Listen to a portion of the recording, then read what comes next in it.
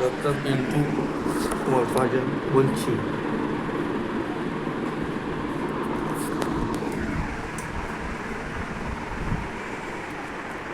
হ্যাঁ,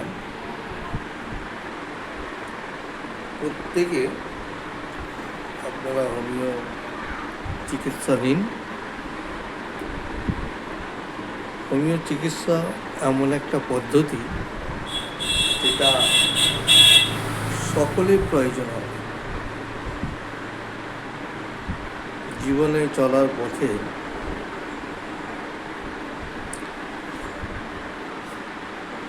যেসব দিন আসছে, হোমিও মেডিসিন সকলের প্রয়োজন। আপনারা হোমিও মেডিসিনে আসুন, প্রথম থেকে চিকিৎসা করুন, দেখবেন সঠিক পদ্ধতিতে সঠিকভাবে সুস্থ থাকবেন, কম খরচে, এবং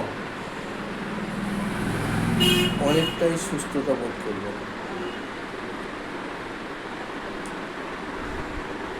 আমরা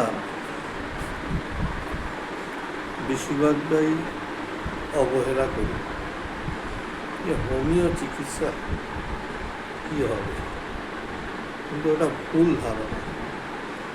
সঠিকভাবে প্রথম থেকে যদি আমরা হোমিও চিকিৎসা পদ্ধতিতে আসি, সব রোগ সঠিক মাত্রায় সঠিকভাবে কার্যকরী হবে,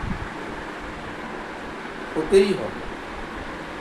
যেটা বর্তমানে অনেকটাই উন্নত এবং চিকিৎসার পদ্ধতি সুন্দর, সুষ্ঠু এবং সঠিক। হোমিও চিকিৎসা ঠিকভাবে যদি কোনো মানুষ গোড়া থেকে ট্রিটমেন্ট চালিয়ে যায়, তাহলে কিন্তু হোমিও মেডিসিন প্রত্যেকেরই কার্যকরী। অনেকে অবহেলিত, লাঞ্ছিত, বঞ্চিত করলেও হোমিও ট্রিটমেন্ট কিন্তু বয়সকালে প্রত্যেকেই আসতে হবে। যেমন দেখবেন বেশিরভাগ মানুষ এখন কোমরের যন্ত্রণা, গাঁটের যন্ত্রণা, অতি জয়েন্টে ব্যথা, আর্থারাইটিস, অস্টিওরাইটিস, স্পন্ডলাইটিস, এইসব রোগে ভুগে থাকেন। তারা কিন্তু সঠিক জায়গায় ঠিক চিকিৎসা করলে এই চিকিৎসা সফল অনেকটাই হতেই হবে। কিন্তু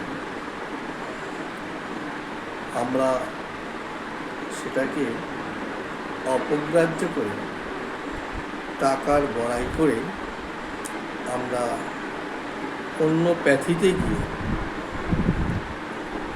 অনেক পদ্ধতি অবলম্বন করি, অনেক টেস্টিং করে, এটা টেস্ট, ওটা টেস্ট, অমুক করো তমুক করো, করতে করতে অনেক টাকা ব্যয় হয়ে যায়।